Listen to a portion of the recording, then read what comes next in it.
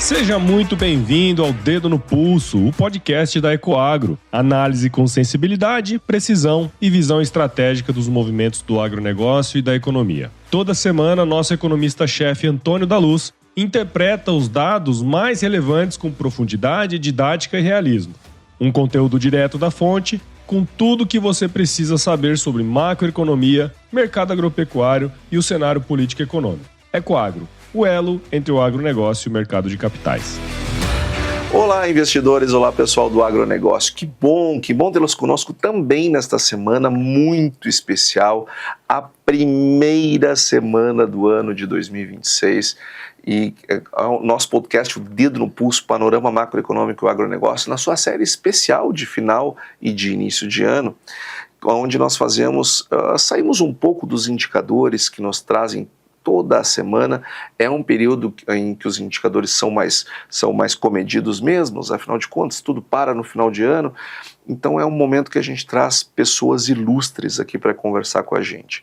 Nós tivemos no ano passado o Roberto Rodrigues, e hoje o ex-ministro Roberto Rodrigues, e hoje eu trago um grande amigo do Roberto Rodrigues também um grande amigo meu, uma pessoa que para mim é mega inspiradora. Eu trouxe aqui uma pessoa que realmente eu gosto de ouvir, eu tenho o prazer de ouvir, e uma pessoa diferente sobre do ponto de vista da forma como enxerga não só o mundo, mas sobretudo a economia e o agronegócio em particular.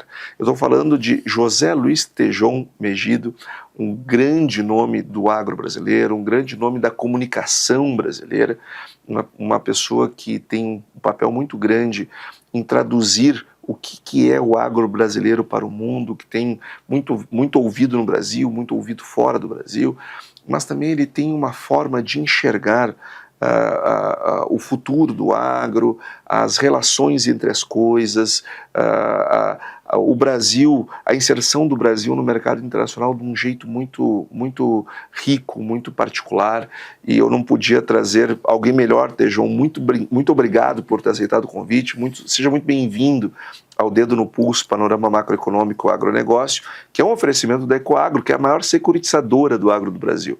Para você ter uma ideia, Tejon, a Ecoagro ela já colocou mais de 90 bilhões de reais no financiamento da safra brasileira, dos produtores brasileiros. Em estoque nós temos 60 bi neste momento, então a gente precisa olhar tudo muito dedo no pulso. Cada vírgula importa, cada número importa, seja da economia, seja do agro. Agora, limpar o convés, olhar se está tudo lubrificado, é a parte que a gente sabe fazer. Mas a gente precisa trazer pessoas como você, Tejon, para nos ajudar a enxergar o que tem lá depois do outro lado da montanha, o que tem depois da linha do horizonte. Então, muito obrigado por ter vindo aqui e ter aceitado o nosso convite. Antônio, prazer imenso, admiração por você gigantesca. Essa sua apresentação, vou te contar, a gente fica aqui meio inibido, né? Até. Não falei nada que não seja verdade. Mas olha, você começou com investidores, né? E uma curiosidade, a maior cidade do agribusiness do Brasil é São Paulo. São Paulo, com certeza. Portanto, nós estamos na maior cidade agro do país e provavelmente estaria entre uma das 10 maiores do mundo, né? Quando olharmos aí o planeta pelo seu movimento todo pós-porteira das fazendas, né? E pelo seu movimento também de matrizes aqui de corporações na ciência, na tecnologia, além do próprio mercado em si, consumidor, etc. Então, estamos falando aqui para o pessoal que às vezes talvez essa percepção não exista, né? Mas a maior cidade, a capital do agronegócio, uma frase de Luiz Antônio Pinaza, querido amigo nosso de velhos tempos, e isto nos remete, acho que muito a um conceito que você admira, que é o conceito muito humano da palavra, né? Porque agribusiness, nascida numa concepção do Dr. Ray Goldberg, em Harvard, nos anos 50, quando ele viu exatamente a importância sistêmica, né? Isto é um sistema que nós aqui até popularizamos falando o antes, o dentro e o pós-porteira das fazendas. Essa visão de sistema que ele viu lá nos seus estudos, e ele sempre dizia e diz, fundamental que esse sistema opere o quanto mais integrado, quanto mais orquestrado entre si, para maior segurança, tanto da sociedade consumidora, quanto da sociedade originadora, que são os nossos amigos, amigas produtoras e produtores rurais, de fato, o lado mais frágil desta equação, por toda a circunstância de exposição a riscos e incertezas que você domina tão bem no teu conhecimento econômico. Fico muito feliz com a informação que você deu da dimensão da Ecoagro no aspecto da securitização, volumes consideráveis, o que é outra coisa muito interessante. O quanto, né, que a nossa agricultura, indo aqui para o campo mais agrícola, do Brasil, ela atua de maneira muito mais independente, num certo sentido, com muito suporte da iniciativa privada. Ao contrário de outras economias, onde o protecionismo é gigantesco, é imenso, né? Você sabe mais do que eu, os volumes investidos em proteção, ok, com as suas histórias de vida nesses países, guerras, etc., dá para compreender também. Mas o quanto ali tem de protecionismo, digamos assim, entre aspas, de subsídios. E como aqui no Brasil, não é, Antônio, nos últimos 40, 50 anos, que salto gigantesco a gente acabou dando, nos transformando realmente, como Roberto Rodrigues, querido amigo, sempre enfatiza, nos transformamos num país de segurança alimentar para o planeta, né? O que ele batiza como sendo sinônimo de paz. Então, Antônio, muito prazer de estar aqui contigo, tratando aqui dessas visões humanistas. Eu não posso nunca deixar de mencionar a admiração que tenho pelo cooperativismo, pelas cooperativas, como elas são de uma importância espetacular, e como onde você tem ali uma boa cooperativa bem liderada, né? Uhum. Você vê ali um exemplo espetacular de democracia e de grandes líderes, né? Que são muito importantes. E vejo também, Antônio, que nós temos uma importância gigantesca, usando aqui outra frase de outro líder eterno, o Alisson Paulinelli, quando ele dizia: o que trouxe o mundo até aqui foi a agricultura de clima temperado. O que vai levar o mundo daqui para frente é a de clima tropical. Verdade. Esta que nós, com muito suor, sangue, lágrimas, aprendemos a fazer, e é necessário deixar aqui nesse começo de ano um abraço muito especial a pioneiras e pioneiros que foram por este paizão gigantesco, biomas rústicos, né? biomas não tão carinhosos como esses Verdade. Que a gente ama do Rio Grande, né? Biomas rústicos, cerradão, caatinga, aprendi a mexer num Pantanal, e a gente conseguiu ali desenvolver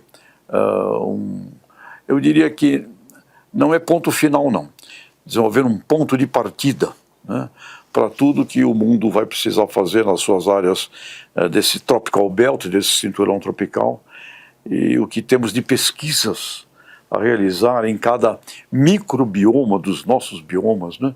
Ou seja, começando o ano, eu digo que quanto mais eu conheço o mundo, mais eu amo o Brasil.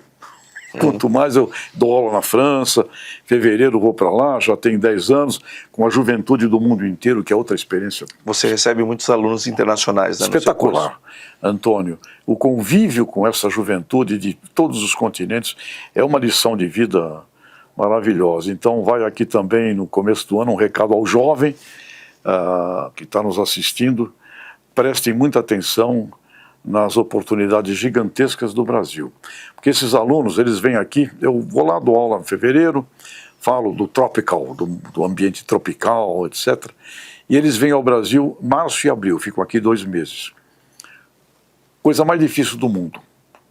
botar eles no avião para voltar e mandar embora. Alguns têm que chamar a polícia para deportar. Querem ficar. Embora, claro. Olha, vou te contar, principalmente, Antônio. Só não gosta do Brasil o brasileiro que nunca saiu daqui. Mas é impressionante. Olha, jovens da Índia não querem ir embora. Jovens africanos, jovens asiáticos, jovens do leste europeu, jovens do Oriente Médio. É incrível. E alguns, inclusive, americano, canadense, teve uma experiência fascinante. Um aluno dos Estados Unidos, uma aluna do Canadá. E nas apresentações aqui das aulas, amigos nossos da Embrapa, espetacular, vão lá e dão, por exemplo, falam sobre ILPF, Integração Lavoura, Pecuária, Floresta. E dá aquela aula, dá aquela visão. Esses dois alunos não acreditavam. Não é possível. Isso é uma história. Mas se forem 10 hectares, em 15, 20 hectares, até acredito que pode fazer ao mesmo tempo lavoura, pecuária, floresta, integração, fruta, o diabo. Mas não é possível em 1.000, 2.000, 5.000, 10.000 hectares. Aí com os nossos amigos queridos amigos meus lá de Rondonópolis, Shiro Nishimura, meus amigos andam por lá, eu falei, escuta, recebe esses dois alunos e mostra para eles, por favor, faz um tour aí, mostrando 4, 5 propriedades, executando aí LPF e tal. Tá bom, manda eles foram. Visitaram, quando voltaram, o americano falou, que coisa espetacular. Nós não podíamos imaginar que vocês conseguem fazer isto. A aluna do Canadá disse, fiquei encantada, porque no Canadá, onde tem árvore é árvore, onde tem boi é boi, tem grangão, que coisa bacana, né? Aí passa lá, em Sinop, na Embrapa Agro Silvio Pastoril, ou seja, realmente, para começar aqui nosso ano, meu querido Antônio da Luz, é claro, temos problemas, não vamos negar que temos problemas, mas quando a gente anda pelo mundo, a gente vê também um monte de problema, e como aqui, a gente acha que tem uma oportunidade genial de elevarmos aí a nossa dignidade humana, né? Brasileira. Então, que o ano de 2026 seja um ano de desafios, enfrentamentos, mas de coragem para transformarmos cada vez mais aqui esse nosso Brasilzão num lugar de muita dignidade humana e importância para o mundo. Verdade. Tejon, você falou trouxe um gancho lá no início que eu queria recuperar. Mas antes eu queria dizer o seguinte, quem não tiver problema no mundo está desocupado, pode vir resolver o nosso, né? Mas ou seja, todo mundo tem problema, todos nós temos problemas. E que bom que tem problema, enquanto tem problema nós nos tornamos úteis, porque justamente é a superação dos problemas que surgem, nelas que surgem novas oportunidades. Então você trouxe o fato de nós estarmos hoje em São Paulo, estamos gravando aqui em São Paulo, que é a capital do agronegócio. Isso me trouxe uma lembrança quando eu estava fazendo meu doutorado. Eu calculei simultaneamente o PIB do agronegócio de todos os estados do Brasil, com o objetivo de entender qual o tamanho do agronegócio em cada estado e como que o agronegócio do Brasil se distribuía no território brasileiro. E eu observei que, embora o agronegócio ele seja pequeno para São Paulo, ou seja, a participação do agronegócio no PIB de São Paulo não é muito grande, mas a maior PIB do agronegócio está em São Paulo. E é isso, lógico, a gente olha esse número, a primeira coisa que a gente imagina, onde é que eu errei aqui, eu vou refazer as contas, né? Depois a gente se dá conta, não, isso aqui está certo. Por quê? Porque o agronegócio, ele não é mais braço, ele é cérebro. Ele é cérebro e capital. Cérebro e capital. Ou seja, a forma como a gente mentaliza e focaliza os recursos é que gera o resultado no final do dia. Nós não usamos mais força bruta, a gente usa cérebro. E São Paulo concentrar a maior parte do PIB do agronegócio, porque aqui é headquarter para a maior parte das empresas do agro, isso fala muito sobre inteligência. E esse é um ponto que você fala muito nas suas palestras, fala muito nas suas entrevistas, enfim, em todas as suas participações, é justamente a gente ligar a nossa inteligência para observar o que está acontecendo no mundo. E quando você traz esse frescor do debate, você nos convida a sair um pouco do debate das coisas comezinhas, da cozinha do Brasil. E eu não posso concordar mais com você, porque sim, a gente tem problemas com o presidente da República, tem com o anterior, mas a gente vai ter com o próximo também. Ou seja, isso é inerente. Agora parece que a gente quer discutir só essas coisas e o dia tem 24 horas para todo mundo. Então, se eu passar a maior parte do tempo discutir coisas que eu não tenho controle, eu perco o tempo de discutir coisas que eu tenho controle. E você fala muito isso de uma outra forma. Você diz que a gente precisa parar de ficar procurando culpado e solução nos governos, e nós temos que olhar mais para dentro da gente. E você está certo. Aí eu vou pegar um aspecto onde eu me sinto mais confortável, que é o assunto das finanças, né? Eu não tenho dúvida que a gente precisa olhar mais para dentro. A gente precisa, tem muita coisa para melhorar ali.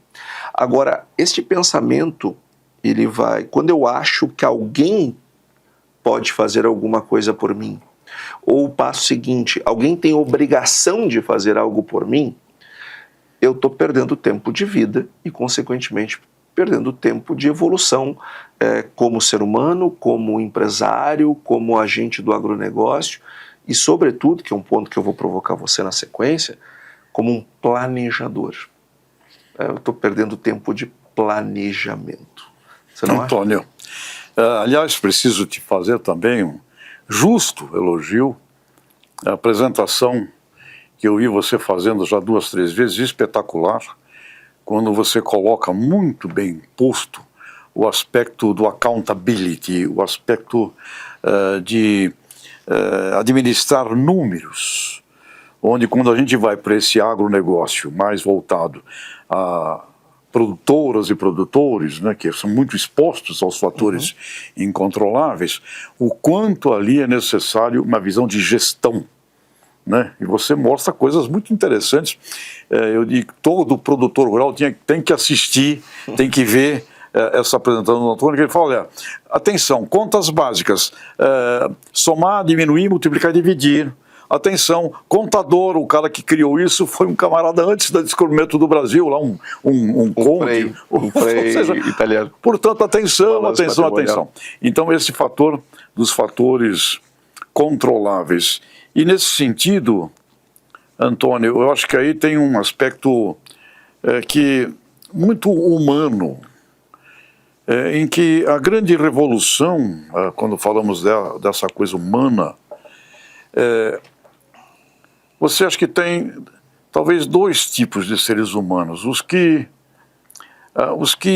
compreendem que ele não pode ficar procurando culpados do lado de fora, que ele não pode ficar apontando o dedo e, na verdade, numa estratégia de vitimização, que eu considero a coisa mais indigna para um ser humano.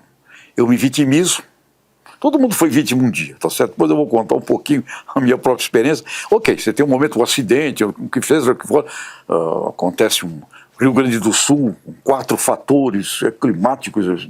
Ok, nesse momento você vira, ok, sou uma vítima ali, preciso ser resgatado, acolhido, etc. Mas eu não posso definir a minha vida empresarial, ou o que seja, numa estratégia de vitimização. Então, vitimização é um fator que a gente encontra muito, e acho que aí tem a grande luta. E a outra é ser humano que, ok, existe as coisas todas que eu não vou controlar, mas eu foco naquilo que eu administro.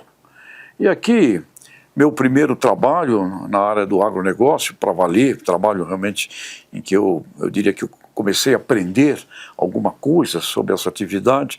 Com 23 anos de idade, eu fui trabalhar, por sorte do destino, na Jacto, e ao lado de um... Nishimura. Meu Deus do céu. Depois que passa o tempo, obrigado, Deus, obrigado.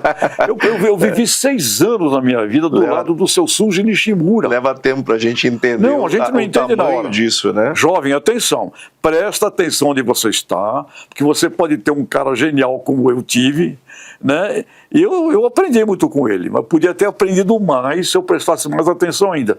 Esse senhor, Suji Nishimura, faleceu com 100 anos de idade, um legado espetacular, um homem imigrante que foi boia fria, enfim, toda uma história linda.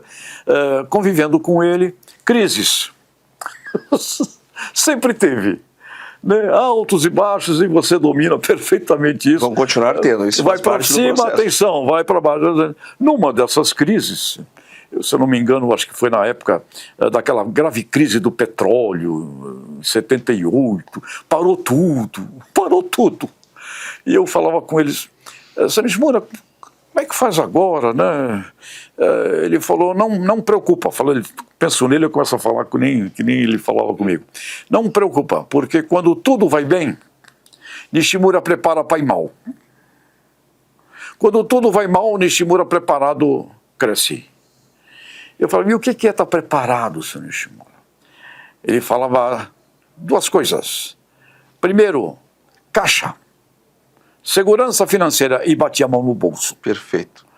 E inovação. Inovação correta para fábrica melhor, para máquina melhor, para tudo melhor, porque quando vai mal, Nishimura lança inovação melhor que ajuda o produtor.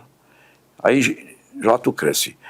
Esse conceito do velho Nishimura ficou na minha cabeça associado, Antônio, a uma outra imagem lúdica. Que ele, quando falou isso, falou, tá bom, Sr. Nishimura, e o que eu faço agora? Ele falou, vai cortar bambu. Tinha um bambuzal do lado da fábrica. Eu obedeci o velho. Ótimo, obedeci o velho. Fui lá, cortei uns toletes de bambu. Ele falou, traz bambu na mesa. Aí eu botei o bambu. Ele falou, quem viu quando cortou bambu? Mas, Sr. Nishimura, bambu é alto, fino. Sim, alto, fino. E por que bate vento forte, tempestade, bambu não cai?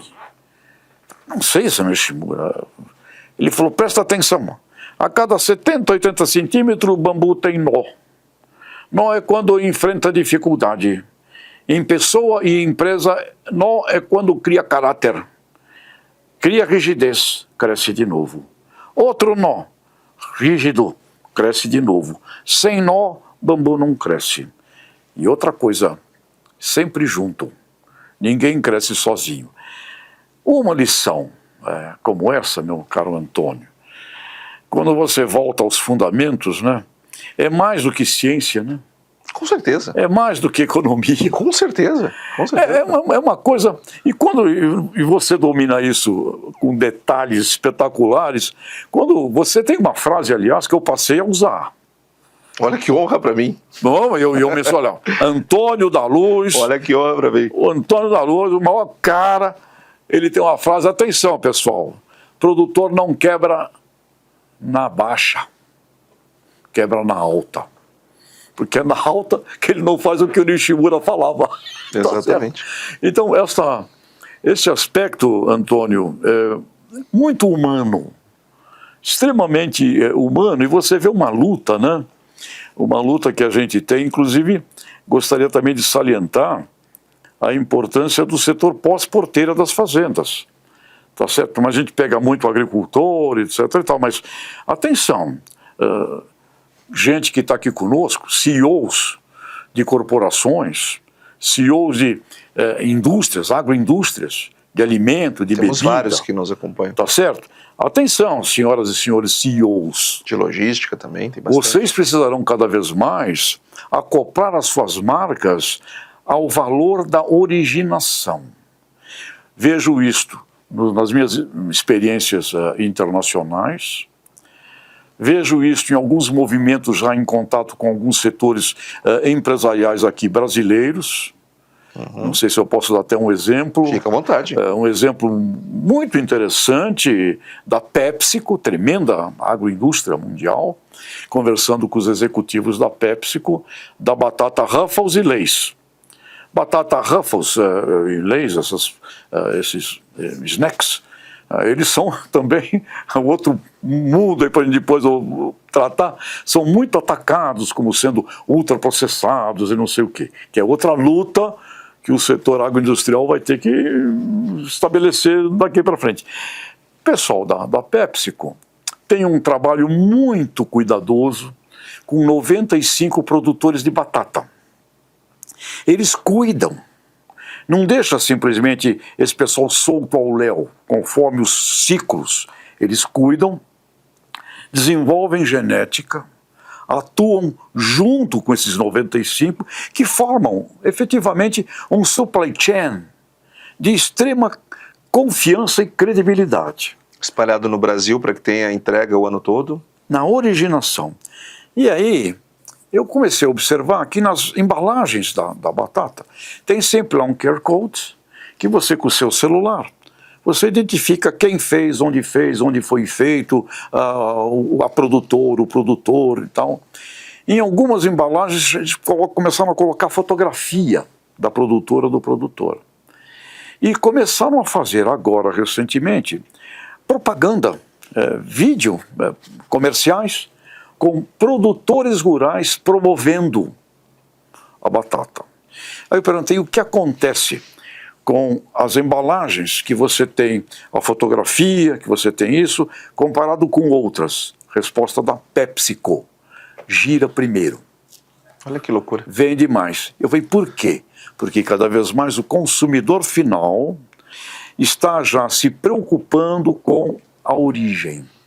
Isto é algo que veio da natureza, bem cuidado, famílias agrícolas, água, solo, bem-estar animal. Cada vez mais isto vai entrando no diferencial do processo de julgamento dos consumidores com relação a uma marca. Então, para dar este exemplo, eu diria que as senhoras e senhores CEOs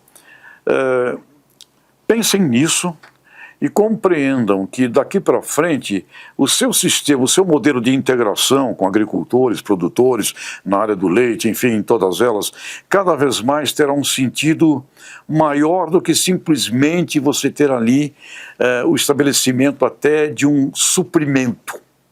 Passa a ter um diferencial da sua marca para o consumidor final, numa coisa, Antônio, que eu fico vendo de descomoditização. Porque a minha marca na gôndola do supermercado, a minha marca no cardápio, no menu de um restaurante, no meu fast food, esta marca associada a uma compreensão de qualidade, nutrição, meio ambiente, amor dedicado, passa a ter um valor que eu não consigo mais realizar exclusivamente à moda antiga.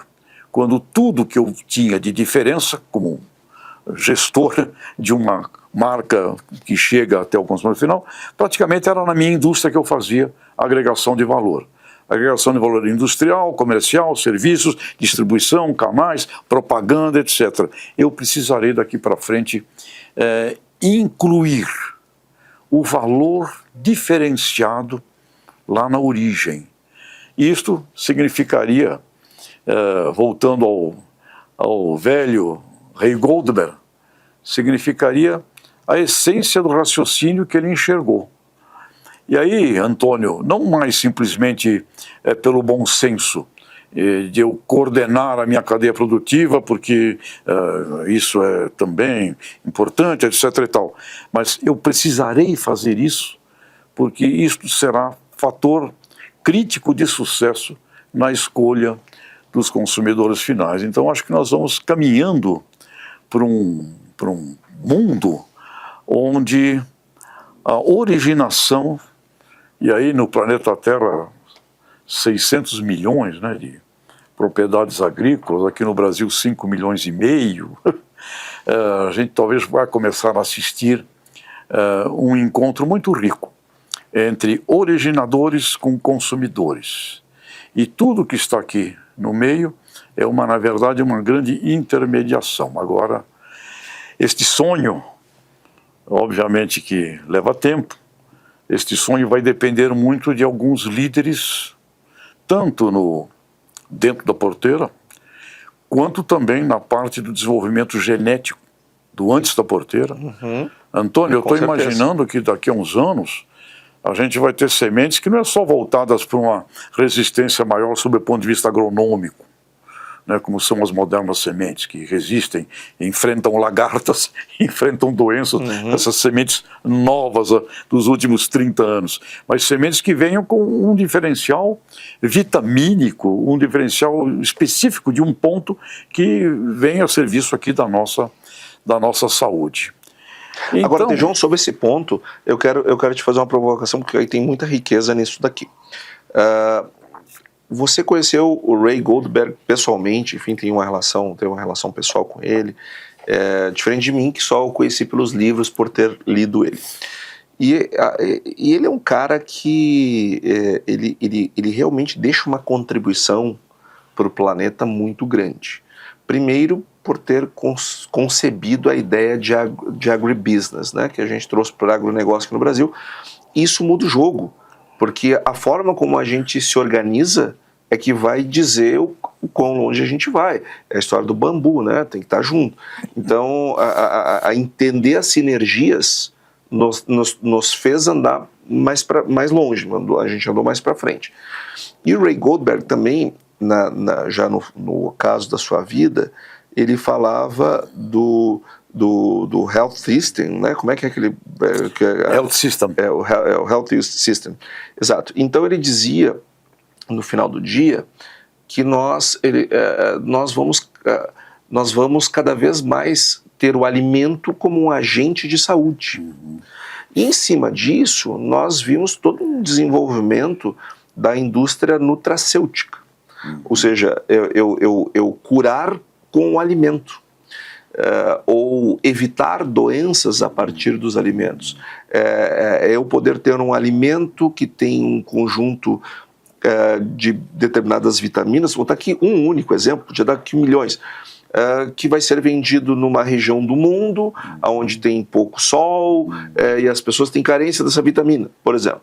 Então, ter essas possibilidades, elas abrem um universo muito grande de possibilidades. E a internet, que é uma coisa super recente, a internet em larga escala tem menos de 20 anos. Então, os alimentos antes, quem produzia e quem consumia, eles estavam distantes porque não tinham como se enxergar. Agora nós temos como nos enxergar, mas isso tem 20 anos. Isso 20 anos na história da humanidade é nada. Na mudança cultural e geracional é nada. Então este é um processo que está acontecendo e muito forte. Mas ao mesmo tempo, e aí é o ponto que eu quero chegar, que eu acho que é um mega insight que você está dando aqui para os nossos ouvintes, é o seguinte: poxa, nós estamos, então, se eu vou produzir cada vez mais, com mais pontualidade para determinados objetivos, o processo de descomoditização é uma obviedade. Porque eu vou plantar, assim como a PepsiCo já está fazendo, que de ultraprocessado não tem nada. O cara vai lá, faz um contrato com 90 e tantos produtores de batatas no Brasil inteiro, porque nós temos safras em épocas distintas, mas as pessoas comem batata o ano todo. Então eu preciso ter oferta o ano todo. Organização de cadeia. Eles mesmos dizem, aqui dentro dessa embalagem tem batata, óleo e sal, né? E amor das famílias que produziram todo esse processo, desde lá da fazenda. O cara que produz a batata para a PepsiCo, ele precisa pensar inclusive na embalagem da PepsiCo, porque ele vai ter que ter um padrão. Então ele já descomoditizou. O cara que produz para o McDonald's, para o Madeiro, para a PepsiCo, eles são produtores de batatas distintos que têm um determinado objetivo. Agora estamos pegando um exemplo da batata, que vira batata frita, que é uma coisa que 11 em cada 10 pessoas adoram. Agora, pensa na indústria nutracêutica. Nossa. Poxa, a descomoditização, ela é uma tendência que você está trazendo aqui, que é uma coisa que, ouvindo, ela fica muito óbvia, mas ela precisa ser mais ouvida, porque nós não estamos caminhando, talvez, na velocidade de entendimento disso que isso é necessário. Isso pode fazer com que o nosso setor deixe muito dinheiro na mesa. Porque o descomoditizar, ele vai ser o futuro. Até a própria produção de combustível. O agro do combustível produz variedades que começa desde o desenvolvimento genético, diferente do alimento. Então nós vamos começar a cada vez mais a ver segregação de silos. Eu estou evoluindo no seu pensamento. Estou pensando assim, bom, dado que isso que você trouxe é real e o que a gente pode começar a enxergar então? Unidades de armazenagem cada vez mais complexas e menores, mais regionalizadas, porque eu posso pegar toda a soja que veio do Brasil inteiro e jogar num armazém no Porto de Santos, ou Rio Grande, ou Paranaguá, ou outro porto brasileiro. Mas eu não posso fazer isso numa economia agrícola descomoditizada. Eu vou ter que segregar, eu vou ter o meu cliente mais perto, eu vou ter cadeias eu tenho uma tendência de cadeias mais próximas, concorda? Muito mais próximas. E Antônio, você pega uma Cargill, uma espetacular companhia mundial. Você começa a ver dentro de uma corporação como essa o desenvolvimento de unidades, plantas industriais já fazendo ingredientes específicos voltados para o setor agroalimentar. Daria até uma vez eu conversando com o pessoal da Cargill, que sempre, todo ano, Tillman Stamp, um cara genial da Cargill, anos e anos trabalhando lá na França, ele vai lá e nos dá uma palestra. Daqui a um tempo, talvez você não vai ver mais graneleiros transportando pelos oceanos a matéria-prima. Você talvez comece a ver cada vez mais embalagens pequenas, containers. Então, esta tendência que a ciência vai ser decisiva na área do desenvolvimento genético, tanto de animais quanto de vegetais, nos levaria, sim, a uma oportunidade, como você está bem falando, produtoras e produtores que compreendam isto e comecem, inclusive, a olhar para isto. Sucessão, jovens, porque para você fazer, eu fico imaginando aqui, se fazer ILPF já é um trabalhão, tá certo? Eu fico imaginando você fazer ali 10 segregações na propriedade, com mecanizações específicas, com sementes delicadas. Porque essas sementes, cada vez mais, não são aquelas brutas, né, que eu trabalhei na Grosseries um bom tempo, né, aquela semente rústica do passado que você punha no solo e ela enfrentava qualquer coisa e tal. Uma semente delicadíssima, um bebê. Fico imaginando isto, imaginando os mecanismos, então, de praticamente micrologísticas, silos, realmente um sistema de quase uma joalheria no processo esse da descomoditização. Ele, de certa forma, você começa a ver já essas coisas andando. Você vê, por exemplo, ainda não, muito pequeno, remunerando o produtor pelo diferencial qualitativo originado. Talvez você tenha até mais informações do que eu sobre isso. Quem já estaria fazendo algum tipo de remuneração pela originação diferenciada, tá certo? Mas, sem dúvida alguma, que esta diferenciação de valor agregado na origem, com toda esse caminho que é inexorável, que virá pela frente, você vai ver isso em tudo. Inclusive, eu fico vendo, por exemplo, cerveja. eu comecei a observar algumas estratégias de comunicação de marcas de cerveja vinculando aquela cerveja a uma qualidade de cevada. Produtores, né? Você começa a ver esse aspecto. Então, eu acho que CEOs aqui das organizações pós-porteira que transformam tudo aquilo que é originado nos campos, nas águas e nos mares, no mínimo, você tem uma verba de propaganda considerável. Tremenda verba publicitária, tá certo? Por favor, pega uma sementinha dessa verba, um percentualzinho dessa grana, e comece a investir mostrando para a sociedade a qualidade do seu originador, valorizando o seu originador. Porque talvez... Que baita dica gratuita você está dando aqui para os CEOs que acompanham a nossa... Porque eu sinto uma oportunidade brutal nisso e vejo quase ninguém fazendo. Falando para a sociedade urbana que ali, com você, tem uma família agrícola. Essa família agrícola faz um trabalho espetacular. Cuida de tudo. Aqueles exemplos belos que você tem. Com isso, talvez você comece a construir uma relação de confiança e de reputação para talvez daqui a poucos anos à frente você precisar tremendamente de originadores desse tipo. E também com isso você estimular gente deste mundo rural a se organizar e principalmente a juventude. Inclusive a juventude urbana, juventude aqui de São Paulo, né, que pode e começará a olhar isso como uma efetiva oportunidade de carreira. Então, senhoras e senhores CEOs, voltando ao Ray Goldberg, eu conversei a última vez com o Ray Goldberg, Antônio, foi em 2020, ele já estava com uns 90, eu preciso até me informar, espero que ele continue ainda vivo, mas deve já estar chegando no 100. E no papo com o Ray Goldberg, muito importante isso, ele falou, é um health system.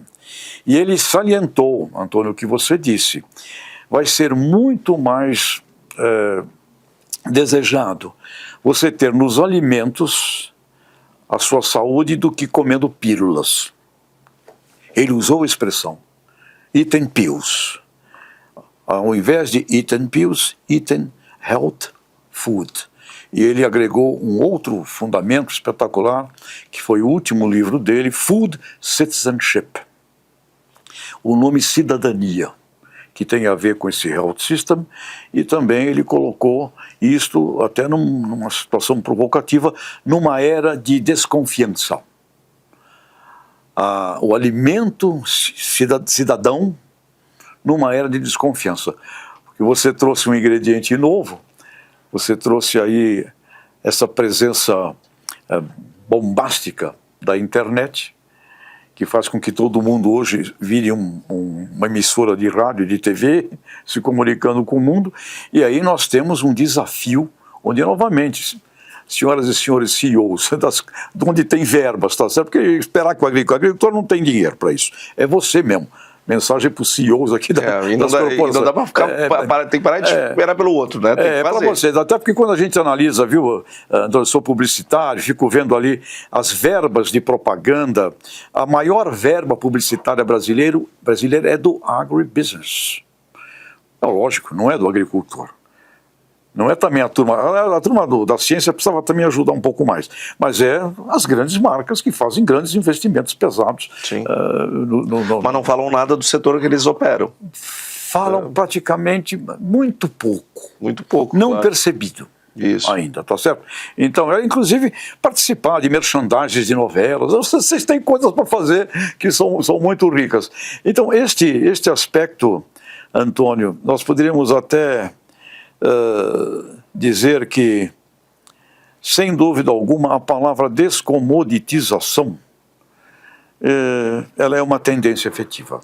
Sabe, Tejão, que muita gente entende a questão da rastreabilidade e a descomoditização e o alimento saudável, enfim, elas acham que é uma tendência, aliás, é uma narrativa ideológica da coisa. Isso não tem nada de ideológico. Não. Quando a gente enxerga um geneticista desenvolvendo um determinado produto para uma determinada característica, seja para produzir alimento ou combustível, mas com determinado impacto para entregar uma coisa a mais ou a menos do que as outras, é disso que nós estamos falando. Uhum. Não é as pessoas produzirem mandala e comer do que a natureza dá, não é isso.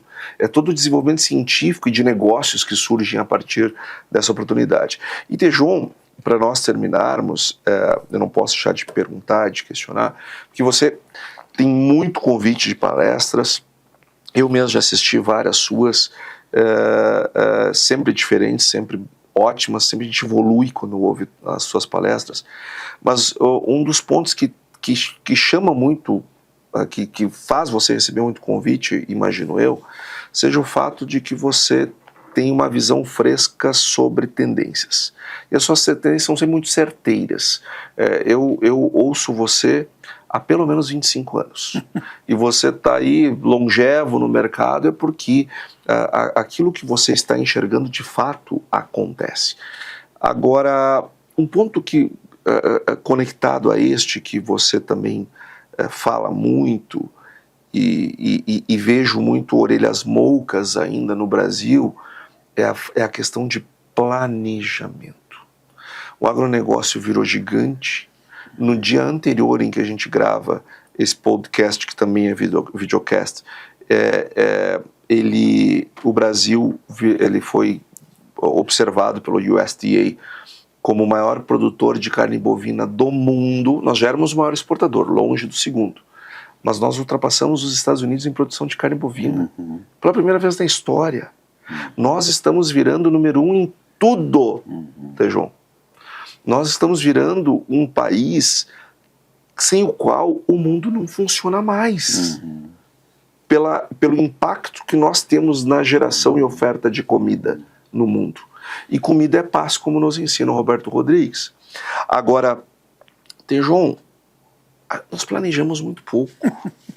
Nós somos ainda, a gente está com a cabeça do tempo da inflação, que não dava para planejar 3 meses, porque não funcionava. Mas a gente precisa planejar mais. E você fala muito sobre isso. Antônio, se sem planejamento nós chegamos aqui... Imagina como... Tu imagina um planejamento estratégico que é sagrado. Eu diria que é obrigação que a gente faça, pelo amor de Deus, né? Que a gente faça um planejamento estratégico de pelo menos, Antônio, 20 cadeias produtivas, não vamos imaginar, do A do abacate ao Z do zebu, imensas, mas pelo menos pegarmos 20 cadeias produtivas com um planejamento estratégico de ciência. Nós temos dependências brutais em nutrição de solo e fertilizantes. Um país como esse, que hoje é um país da segurança alimentar do planeta, nós temos, se alguém cisma com qualquer coisa, na logística, a gente não tem 85%, 90% fertilizantes importados, dependências aí ainda de tecnologias para botar nas máquinas. Nós temos uma grande necessidade de um planejamento estratégico. Isto é sagrado e... novamente, se eu pudesse trazer aqui mais um grande... Porque a gente Antônio, a gente é resultado das pessoas que admira, tá bom? Sim. Então, eu sou um admirador de seres humanos e aprendo a cada instante com eles. Eu sou o resultado disso. Muito mais é o mérito das pessoas com quem eu convivi e convivo, como você. Alisson, outra coisa, quando eu estava conversando com ele sobre esse assunto, planejamento estratégico, de frutas, de banana, lá no norte de Minas, e o pessoal todo numa reunião lá, nós não temos aqui um trem, nós não temos não sei o quê, e o Alisson falou assim, pessoal, parem de esperar por governo, é a sociedade civil organizada que tem que realizar. Aí eu chamei o Alisson, grava aqui para mim, gravei no meu celular para não dizer que sou eu que estou falando. Ele gravou. Quem tem que levar o país daqui para frente é a sociedade civil organizada. Chama governo, mas é a sociedade civil organizada que tem que fazer. Então eu espero muito que nós pudéssemos ter as confederações nacionais empresariais reunidas, por exemplo, num planejamento de 20 cadeias produtivas. Com elas as federações, nos estados, reunidas num sistema de um planejamento estratégico de verdade, né? De começo, meio, fim, como a gente tem em algumas cidades, exemplos ricos. Maringá tem lá uma área de desenvolvimento estratégico, econômico da cidade. É o caminho. A gente precisa ter isso. Mas um ponto que você não posso esquecer que você trouxe, o assunto internet, o assunto dessa grande rede de mídia social, ela se transforma numa oportunidade e também num grande risco. Um dos aspectos que é considerado hoje como um dos maiores riscos do mundo é a desinformação, é a má informação e é fake news. Por isso, para combater desinformação, má informação, fake news, você precisa da boa informação, da informação correta. Por isso, senhoras e senhores, aqui volto a pedir encarecidamente, vocês têm verbas, por favor, façam ações de comunicação corretas, sérias, educadoras, porque isto é um grande combate que a gente tem que ter, porque ele manipula as mentes e transforma o medo humano numa vitimização. E aí eu digo assim, eu protejo você, eu sou o cara. Isso serve também para terríveis manipulações da pior espécie. Como, aliás, se pudéssemos aqui só o tema que envolve o acordo União Europeia-Mercosul, né? Você tem ali uma manipulação gigantesca política dos agricultores, principalmente franceses.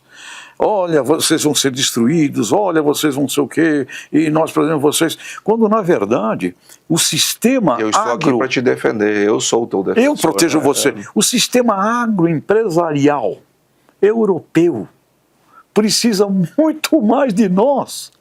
Hoje é ótimo para nós.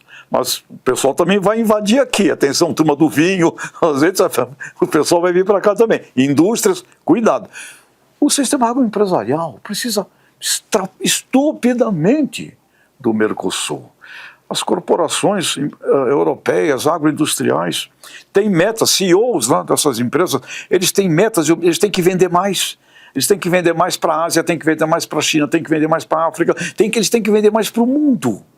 E onde vai ter suprimento, commodities, a custo e qualidade maravilhosa para fazer isso, porque eu até inventei uma frase aqui, Antônio, terroir é lá, agricultura, commodity é aqui, mas nós precisaremos, cedo ou tarde, também tomarmos conta das mesas do mundo. Indicação geográfica, parabéns Sebrae, indicação geográfica, denominação de origem, nós precisamos caminhar também para a busca desse valor agregado nas mesas dos consumidores mundiais, tá certo? Então, Antônio, a nossa luta é humana e gostaria até de deixar aqui, como é um ano novo, essa coisa toda da nossa luta humana. O Guerreiros Não Nascem Prontos é um dos meus livros. Maravilhoso. E eu tive aos 4 anos de idade uma grave queimadura no rosto, um acidente. Não conheci meus pais biológicos, fui adotado. E adotado, como eu estou aqui com o Antônio, eu não posso deixar de... Uma mãe gaúcha, alemoa, lá da Serra do Canastra, colônia de alemão. Saiu da roça com 18 anos, foi para São Paulo, lá encontrou um português, Antônio Alves, se casaram, foram para Santos, e lá, imigrantes, que aliás, abraço aqui a todas as pioneiras e pioneiros que fizeram este país. A minha mãe biológica chega grávida, de 6 meses, sozinha, não tinha como me cuidar, e eu terminei adotado por esse casal. A dona Rosa Hoffmann, a lemoa brava, e 4 anos de idade, uma grave queimadura. Queima o rosto num acidente lá em casa, derretendo cera, pegou fogo, jogou no meu rosto. E aí fica a questão, é bom ou é ruim? Aí eu volto para o nó do bambu, do velho Nishimura. Se eu não tivesse sido, minha mãe biológica não tivesse fugido da Espanha, se eu não tivesse sido adotado por esse casal, se eu não tivesse queimado o rosto, eu não seria quem sou. Mas aí vem, acho que, uma mensagem muito forte e humana. Porque essa mãe, Antônio, essa dona Rosa, me acompanhou até os últimos dias. Ela faleceu com minha prima lá em Santa Catarina. Essa mulher, quando eu tinha 7 anos, eu fiquei 3 no hospital. Quando saí do hospital, eu tinha que ir para a rua. Eu tinha que enfrentar o mundo. E aí, o português, bravo, dizia assim: filho, não tenhas vergonha da tua cara, tenhas vergonha na cara. Um homem é o seu caráter, é o seu trabalho, o seu estudo. Vá para a rua e não me venhas choramingar aqui em casa. Este era o português. E a Rosa, aquele amor. Você é o menino mais lindo do mundo. Você vai ser um doutor. A Rosa me dizia que eu era aquilo que só ela via. E aí, medo de sair para a rua, tinha feira ali perto de casa, no bairro, e os meninos ajudavam as mães na feira. Eu não ia, ela queria me levar para a feira, eu morria de medo de sair. A feira naquela época era a rede social de hoje. Eu fugia, subia no telhado, eu não descia. Ei, desce, não. Ela ia, voltava e tal. Segunda vez da feira, vamos comigo na feira, tem que ajudar a mãe. Tchuf, telhado. Repetia. Terceira vez eu acordo com meu braço amarrado ao braço da dona Rosa. Ela se deitou comigo e se enfaixou. Quando eu acordei, eu estava preso. Aí ela me levou chorando, gritando, berrando até a feira. Todo mundo em volta queria me ver. Primeira barraca, a barraca das batatas. Presta atenção na batata, filho. Pega uma com a sua mão e não me tira atenção. Batata grande desse saco para o seu pai, que é português, fazer cozida. Vinha gente, uma mulher grande. Oh, meu Deus, como seu filho ficou. Eu ia olhar lá. Presta atenção no que eu tenho que fazer. Vinha outra mulher, que eu não esqueço dela, com um menino. Olha lá, filho, quando eu digo para tu mexer com fogo, olha como tu vai ficar. Eu ia olhar. Agora, batata assa do lado, redondinha, para fazer no forno, do jeito que alemão gosta. Dona Rosa me levou para a feira, me fez prestar atenção na batata, no alho, na cebola. Voltamos, pai abraçou, a mãe abraçou e disseram: obrigado, filho. Ninguém vai dizer que nós não sabemos te dar educação. A partir disso, voltei com minha mãe à feira, por minha livre e espontânea vontade. Então eu diria que foco nas batatas. Foco naquilo que o Brasil tem para fazer. Planejamento estratégico. Primeira barraca da batata, para botar a coisa mais dura no fundo do carrinho. E assim é. E faça o que você tem que fazer e muito cuidado com o burburinho da feira. O burburinho, fake news, desinformação, fofoca, polarização, isso não nos leva para frente. Então, guerreiros não nascem prontos, nunca ficamos prontos, mas a gente é o resultado efetivo de seres humanos que nos fazem prestar atenção naquilo que a gente tem que prestar atenção. E o Brasil merece. Tejon, eu não podia agradecer do jeito que você merece por ter aceitado aqui participar conosco do nosso Dedo no Pulso, trazer um início de ano para nós. Não poderia ter sido melhor, podendo te ouvir, podendo receber o compartilhamento das suas reflexões. Você, como eu disse, eu tenho uma imensa admiração, amizade, e sobretudo, sou um aluno seu. Gosto muito de te ouvir, porque a gente sempre aprende uma coisa nova. Tenho certeza que toda a nossa audiência hoje ficou melhor do que começou antes desse podcast, desse videocast. Tenho certeza que você deixou uma coisa muito bacana. Tejon, muitíssimo obrigado por ter participado aqui conosco do nosso Dedo no Pulso. Obrigado mesmo, de coração. Obrigado, Antônio.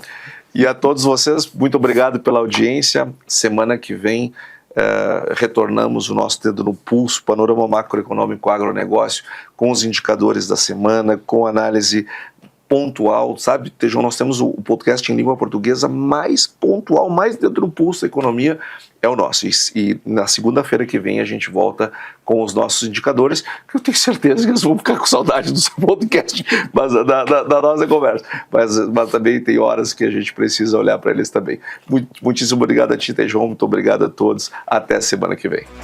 Seja muito bem-vindo ao Dedo no Pulso, o podcast da Ecoagro. Análise com sensibilidade, precisão e visão estratégica dos movimentos do agronegócio e da economia. Toda semana, nosso economista-chefe Antônio da Luz interpreta os dados mais relevantes com profundidade, didática e realismo. Um conteúdo direto da fonte, com tudo o que você precisa saber sobre macroeconomia, mercado agropecuário e o cenário político e econômico. Ecoagro, o elo entre o agronegócio e o mercado de capitais.